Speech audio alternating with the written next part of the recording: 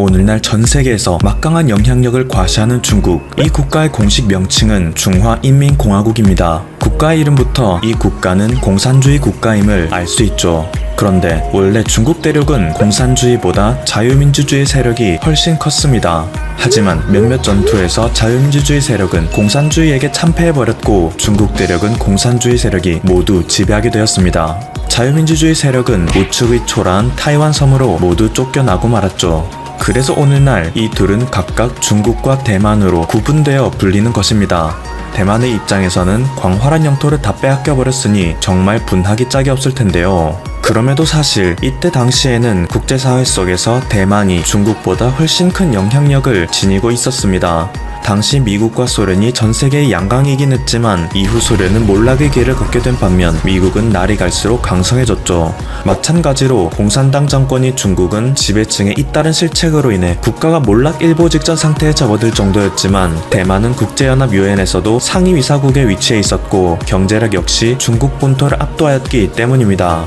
하지만 이후 중국 공산당이 자본주의 체제를 어느 정도 받아들이기 시작하며 전세가 급격히 역전되기 시작했습니다. 중국 공산당은 넓은 영토와 자원, 무수한 인구수를 바탕으로 빠른 속도로 경제 발전을 이루기 시작했고 그 결과 오늘날의 G2에 올라설 수 있게 됐죠. 그리고 이 과정에서 중국은 하나의 중국을 외치며 홍콩과 티베트, 위구르는 물론이고 대만마저 독립을 인정해주지 않고 오직 중국에 속하는 지역임을 강하게 밀어붙이고 있습니다. 실제로 중국 공산당은 자신이 한창 경제성장을 할 때 이전에 대만과 수교하던 국가들에게 자신과 무역을 하려면 대만과의 교류를 모두 끊으라 압박했습니다. 그 결과 미국과 일본 등 친대만 성향을 띠던 국가들마저 경제적 이득을 위해서 대만을 배신하고 말았죠. 현재는 미국이 중국을 견제하기 위해 대만을 다시 독립국가로 인정하고 있고 우리나라에서도 대만을 중국과는 다른 나라로 인식하는 경우가 대부분이지만 그럼에도 대만은 여전히 중국에게 상당한 부분이 종속되어 있습니다. 여전히 국제사회 속에서는 정식 국가로 인정받지 못하고 있으며 한국 내에서 또한 대만을 국가가 아닌 일개 섬에 불과하다 주장하는 사람이 상당수이죠.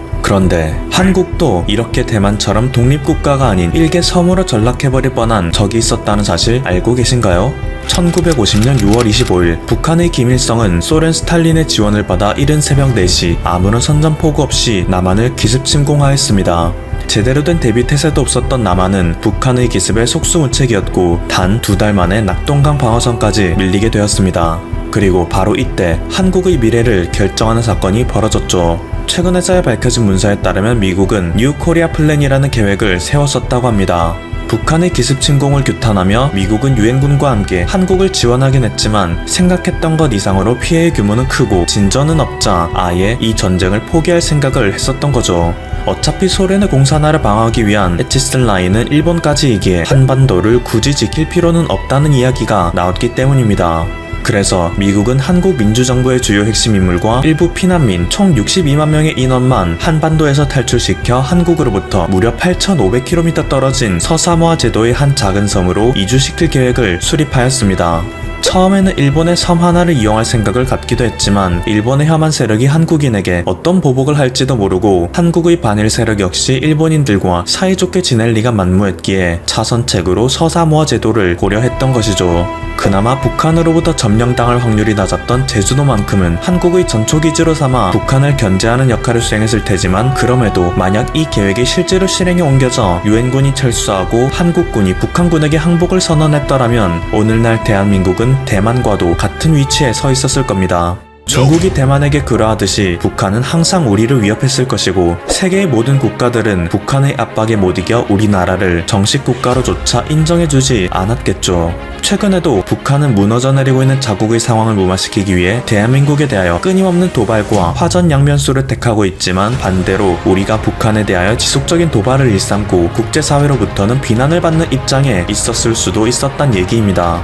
하지만 결과는 그렇지 않았습니다. 한국에서 민주주의를 수호하기 위해 파견된 대부분의 유엔 참전 용사들은 끝까지 전장에서 이 땅을 지키기를 원했습니다. 대한민국의 국군들 역시 이 땅에 남아 자신의 고향과 가족을 지키길 원했죠. 그리고 이러한 그들의 의지가 있었기에 유엔 사령부에서는 인천 상륙 작전이라는 다소 무모한 전략을 실행에 옮겼고 결국 전세를 완전히 뒤집을 수 있었던 것입니다. 1950년 8월만 해도 유엔군은 낙동강 최후방어선에서 고전을 면치 못하고 있었지만 두 달도 채 지나지 않은 10월 1일 유엔군은 압록강을 눈앞에 둘 정도로 북한군을 몰아붙였습니다. 하지만 모두가 알고 있듯이 11월 중국 공산군이 전쟁에 개입하여 인해 전술을 펼치는 바람에 전쟁은 1953년까지 연장됐고 그동안 무수히 많은 인명피해가 발생하였죠. 86만여 명의 민간인 사상자가 발생했으며 40만여 명의 한국군이 북한에 의해 납치되거나 실종되었습니다. 또한 59만 명의 한국군 사상자가 발생했으며 54만 명의 유엔군 사상자가 발생하였는데요. 이들의 희생이 없었더라면 오늘날 우리는 지금의 대한민국에서 자유를 당연하게 누리는 삶을 영위할 수 없었을 테죠. 그런데 오늘날 그들이 받고 있는 대우는 처참할 따름입니다. 대부분의 참전 유공자분들께서는 기초생활수급비와 유공자 수당 등 한 달에 20-30만원 남짓한 금액으로 하루하루를 겨우 살아가고 계시죠. 오죽하면 나라를 지키기 위해 싸운 참전용사가 생활비가 없어 아픈 아내를 위해 귤을 도둑질하는 상황도 벌어지기까지 합니다. 18, 19이라는 나이에 전쟁에 투입되어 청춘을 잃어버린 그들은 그들의 청춘에 대한 대가는커녕 전쟁 중 발생한 각종 부상에 대한 사후관리조차 제대로 받지 못하는 경우도 허다하다고 합니다. 한국의 참전 유공자분들의 삶뿐만이 아닙니다. 자신과 관계없는 타국의 자유를 지켜주기 위해 먼 길을 달려와 온몸을 바쳐 싸운 16개국 전투 참전 용사들은 그 긴 전쟁의 시간이 무색할 정도로 아무런 대우를 받지 못하고 있습니다. 에티오피아의 경우 한국 전쟁이 끝난 후 불행히도 나라 전체가 공산주의 체제로 바뀌었습니다. 그래서 자유를 위해 싸웠던 참전 용사들은 국민들에게 민족의 반역자라는 소리까지 들으며 재산을 몰수당하기도 하였죠. 평소 군인에 대한 대우가 뛰어나기로 유명한 미국에서조차 한국 전쟁만큼은 승리가 아닌 휴전이라는 다소 초라한 성적표를 받아왔기에 아무도 기억하지 않는 전쟁으로 전락해버렸다고 합니다. 그리고 우리의 생각보다 더 역사의식이 부족한 일부 젊은 사람들은 참전 용사를 만날 때 그럼 사람 많이 죽였겠네요? 라는 반응을 보일 때도 있다고 하니 그런 말을 들을 때마다 참전 용사들의 심정은 이루 말로 할 수 없다고 하죠. 하지만 그럼에도 불구하고 모든 참전 용사들은 만약 또다시 그때로 돌아간다면 전쟁에 참전하겠는가? 그때를 후회하지 않나요? 라는 질문을 받았을 때 이렇게 답합니다. 모든 것을 내려놓고 목숨 바쳐 싸우겠다. 내 비록 온몸에 총탄이 박히고 팔다리를 잃었지만 한반도의 자유를 위해 싸운 자부심으로 한평생을 살아왔다. 한국전쟁에 참전한 것에 대해서는 전혀 후회하는 마음이 없습니다. 몸에 기운만 있다면 지금이라도 당장 또다시 가서 자유를 위해 싸우고 싶은 마음뿐입니다. 현재의 그들은 힘겹게 살아가고 있지만 그들은 오직 자유 대한민국을 위해 싸웠던 것이고 자유를 찾아 눈부신 경제발전까지 이룬 대한민국을 보며 그들은 자신들의 평생을 뿌듯한 자부심만을 갖고 살아가고 있는 것이죠. 그런데 막상 이것의 혜택을 받은 수많은 국민들은 6.25 전쟁 당일을 별 의미 없이 지나치는 경우가 대부분입니다. 학교를 다니고 회사를 다니는 사람들에게는 이 날이 빨간 날도 아니기에 큰 의미가 없기 때문일까요? 이것은 기업들에게도 마찬가지입니다. 3월 1일, 8월 15일과 같이 법정 공휴일로 지정된 국경일과는 전혀 다른 분위기를 보여주고 있는데요. 기업이 후원을 할 때에는 좋은 일을 행한다는 그 자체의 의미를 두는 것이긴 하지만 아무래도 많은 사람들에게 더 기억되고 그만큼의 관심도가 높을 때를 생각하는 건 어쩔 수 없는 선택일 것입니다. 하지만 그럼에도 역시 가슴 한켠이 씁쓸해지는 것 또한 어쩔 수 없죠. 그런데 그럼에도 모든 기업들이 그런 것은 아니었습니다. 한 패션 기업에서는 6.25 참전 용사분들을 기억하는 특별한 후원 제품을 내놓았습니다. 사실 기업에서 이들에 대해 후원만 별도라는 것이 아닌 6.25 관련 제품을 특별 제작하는 것은 보기 드문 일인데요. 한국에서 런칭한 지 4년째라는 이 기업, 패션 브랜드 라카이 코리아. 라카이 코리아가 그동안 그려온 독특한 스토리를 보면 이렇게 보기 드문 일조차 바로 납득이 가게 만듭니다. 라카이라는 브랜드는 1990년 미국에서 첫 설립되어 일본에서도 보드화로 꽤 인기가 있는 국제적인 브랜드였습니다. 그런데 2017년 한국에서 첫 런칭을 하면서 태극기를 형상화한 운동화를 제작하고 독도의 후원 및 수호 활동을 하자 많은 일본인들에게는 사지 말아야 할 브랜드로 지목되어 수백 가지의 형용할 수 없는 말들로 가득 찬 악플 세례를 받았습니다. 물론 그 악플과 불매운동은 라카이 코리아에게 타격감이 완전 제로였지만 말이죠. 그들은 일본 고객들에게 불매운동을 당하는 와중에도 일본 라카이에서 우길기 티셔츠를 판매하고 있다는 사실을 접하자 이것들을 바로 회수하여 폐기 처분하는 모습을 보여주었습니다. 그것에 더해 7광구에 대한 영유권 사실도 영상으로 알리고 일본 731 부대 생체 실험 완행부터 잊혀진 독립운동가의 이야기까지 한국인이라면 반드시 알아야 하는 사실들을 홍보하는 데 앞장섰습니다. 라카이 코리아가 가지고 있는 국제적 브랜드라는 장점을 마케팅에 활용하지 않고 오히려 한국의 역사를 해외에 더 잘 알릴 수 있는 데 집중하자 해외 언론들은 한국이라는 나라에 이런 기업이 있다는 게 부럽다며 극찬을 하는 이례적인 모습을 보이기도 했습니다. 그런데 충격적인 사실은 라카이 코리아는 이렇게 한국의 역사를 세계에 알리는 훌륭한 일을 하고 있음에도 2017년 런칭한 이후 3년의 시간 동안 계속 적자 속에 허덕였다고 합니다. 하지만 그럼에도 2019년 라카이 코리아에서는 이런 적자 재정과 관계없이 6.25 참전 용사들도 지원해야 한다는 목표의식을 가졌습니다. 울림 1950 프로젝트라 하여 태극 손목 밴드 무료 나눔 행사를 진행하여 현실에 굴복하지 않고 의미 있는 기획을 실천하는 모습을 보인 것이죠. 그리고 한국전쟁 70주년이라는 뜻깊은 의미를 가진 올해 라카이 코리아에서는 희생된 군인들의 유가족들이 자신의 소중한 가족을 기억하기 위해 희생자의 군번줄을 팔찌로 만들어 차고 다니는 것에 착안하여 또 다른 캠페인을 기획했습니다. 한국을 위해 용감히 싸워준 16개 참전국의 국기를 각인한 팔찌를 제작하여 그들의 숭고한 희생을 기억하겠다는 것이죠.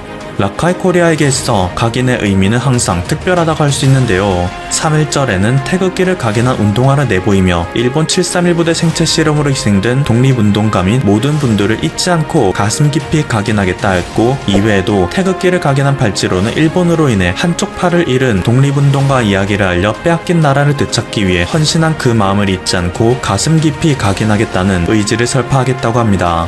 그리고 올해 수익금 일부는 6.25 참전 유공자회에 기부도 하겠다 밝힌 이 팔찌는 양끝에 건곤 감리와 16개 참전 국가의 국기와 국가명을 각인하였습니다.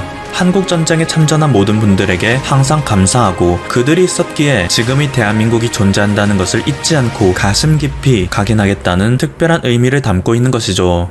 팔찌뿐만 아니라 특별한 컵으로도 그들의 의지를 효과적으로 표현합니다. 아무것도 없는 평범한 검정컵에서 뜨거운 물을 부으면 신기하게도 독도가 담긴 태극기가 떠오르는 것을 볼 수 있는데요. 6.25 전쟁 당시 갑작스러운 침공에 암흑 같던 대한민국을 밝혀준 한국 참전 용사분들과 16개국의 참전국들을 기억하자는 의미를 담아 그 특별함을 더하고 있습니다. 또한 올해 C19로 인해 막대한 피해를 입은 에티오피아에 대해서는 현재 생존해 계시는 참전용사 139분을 위한 모자와 조끼를 특별 제작하고 있으며, 이는 에티오피아 참전용사 후원협회를 통해 기부될 예정이라고 합니다. 그리고 6.25 70주년을 맞아 태극기 스티커 3장을 무료로 준다고 하니 영상 아래 링크를 참고하면 좋을 듯 합니다. 다가오는 6월 25일 더 많은 대한민국 국민들이 나라를 위해 헌신했던 우리 조상들의 숭고한 정신을 다시 한번 되새기는 계기를 가질 수 있기를 기원합니다. 일본 방위상, 우리로 치면 국방장관 집무실에 대대로 이렇게 되어 있는 것은 매우 무례하고 한반도에 대한 불순한 의도가 있다고 의심할 수밖에 없는 일입니다.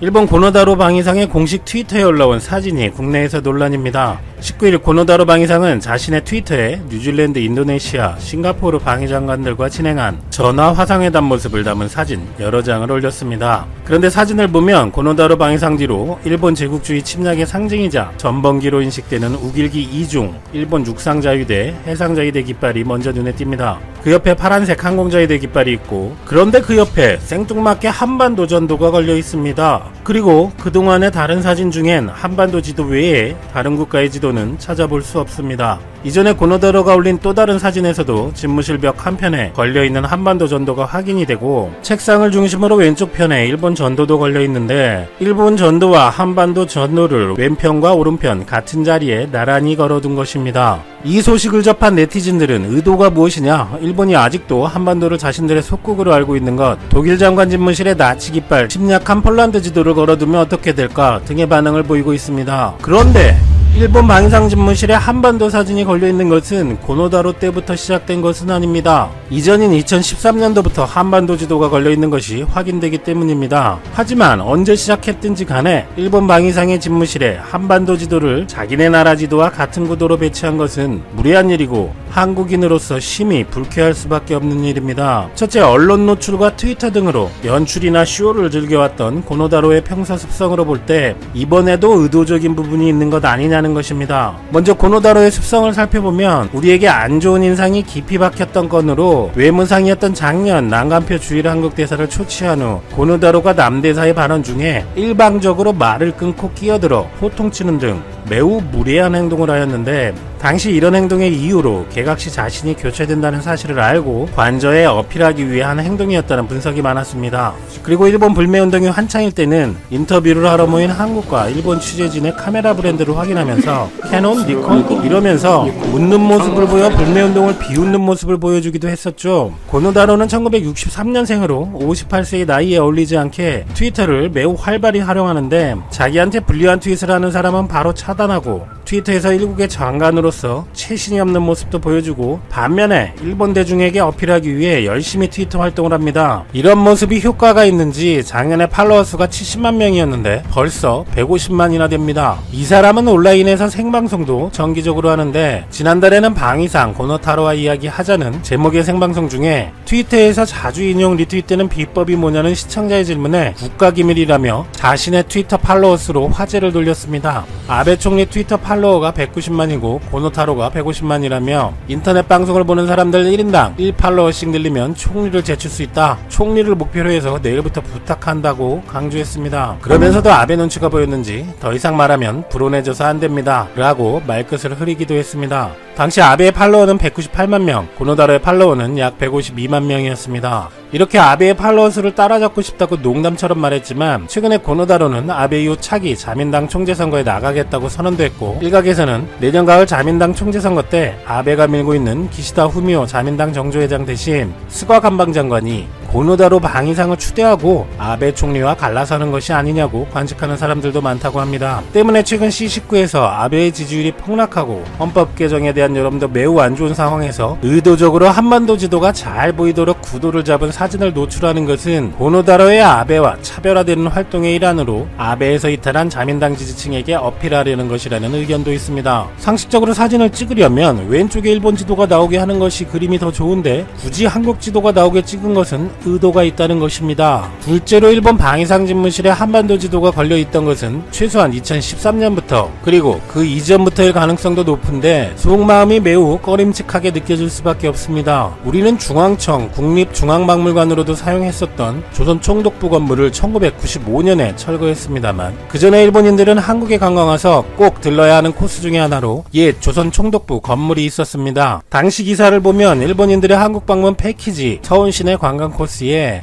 중앙박물관이 대부분 포함되어 있으나, 코스에 빠져있는 경우에도 50대 이상의 나이 많은 일본인들은 상당수가 이를 꼭 보고 싶어하고, 해체되기 직전에는 일본인들이 몰려서 관광을 했었는데, 시사멘터리도 어린 시절 그 앞에서 예전 식민지 지배 시절에 감회에 젖은 듯한 일본 노인네들을 여러 차례 본 적이 있습니다. 기분이 아주 뭐 같았죠. 그런데 그런 뭐 같은 기분이 이번 일본 방위상 집무실에 좌일본 지도, 우한국 지도를 걸어놓은 꼴을 보니 묘한 기시감이 드는 것입니다. 혹시 1945년 광복 후 일본 방위상 집무실에 대대로 이렇게 있었던 것은 아닌지, 도대체 이 일본인들의 머릿속에는 무엇이 들어있는지 짜증이 날 뿐입니다. 한편으로는 이번 C19 사태에서 일본이 팩스로 업무를 하면서 숫자도 제대로 집계를 못하고 우왕좌왕하는 정부와 지자체들, 아직도 도장 없으면 일이 안되고 주민등록도 전산화 안되는 등 원시적인 IT 환경을 보면서 이런 나라가 G7의 선진국이라고 하는 놀라움도 많았습니다. 일본 해상자위대가 전력이 높다, 전자기전이 어쩌고 하지만 그냥 한번 훅 밀어보면 우왕좌왕 지들끼리 지리멸렬할 것 같다는 네티즌들의 의견도 있는데요. 일본 방위상 책상 옆에 한국 지도, 정말 기분이 뭐 같습니다.